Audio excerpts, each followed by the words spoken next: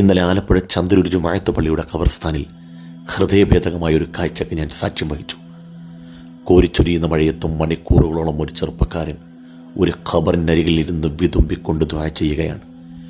ദൂരെ നിന്ന് നോക്കിയാൽ ഖബറിൽ കിടക്കുന്ന വ്യക്തിയോട് സംസാരിക്കുന്ന പ്രതീതി.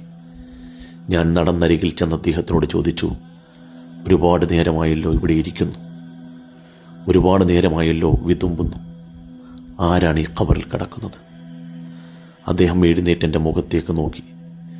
വിതുമ്പുന്ന ഹൃദയത്താലെ, കരയുന്ന കണ്ണുകളാലെ, വിറക്കുന്ന ചുണ്ടുകളാലെ എന്നോട് പറഞ്ഞു, ഉസ്താദ്, ഇതെൻ്റെ പ്രിയപ്പെട്ട ഉമ്മയാണ്.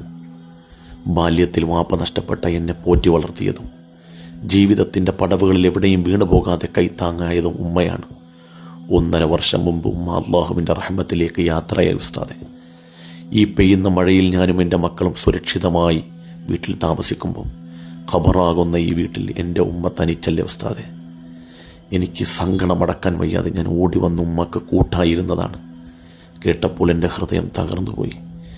ഉമ്മയും വാപ്പയും ജീവിച്ചിരിക്കുമ്പോൾ അവർക്ക് യാതൊരു വിലയും കൊടുക്കാതെ വൃദ്ധസദനത്തിലാക്കുന്ന മക്കൾ അറിയണം നഷ്ടപ്പെട്ടു പോയ ഉമ്മയുടെ വില. ഉമ്മ ഒരു നിമിഷം പോലും പിരിഞ്ഞിരിക്കാൻ ആഗ്രഹിക്കാത്ത മക്കൾ ഖബറിനരികിൽ വന്ന് ഉമ്മാക്ക് കൂട്ടിരിക്കുകയാണ്. അള്ളാഹു നമ്മുടെ മാതാപിതാക്കൾക്ക് മഗ്ഫിറത്ത് നൽകട്ടെ.